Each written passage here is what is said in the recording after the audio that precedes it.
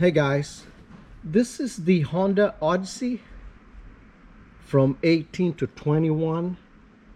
I know older models will be a little more complicated, but it's actually very similar.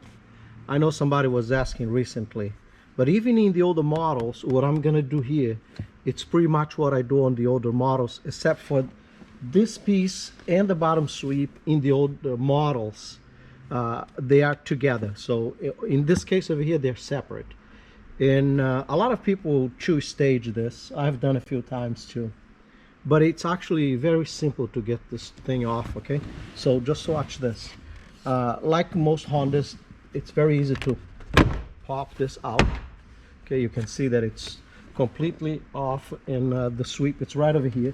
But this piece over here, it's over the sweep, so you have to remove this piece, and this piece comes off that easy. And this is what holds this piece together, okay? This clamps over here, so just take it off. And all you're gonna need now is to pick this sweep up. And what I usually do is I grab it over here, bring it up, and when it's up like this, the best thing to do is to twist it. You see, I just twist it my way, and this thing comes right off. And to put it back, it's just as easy.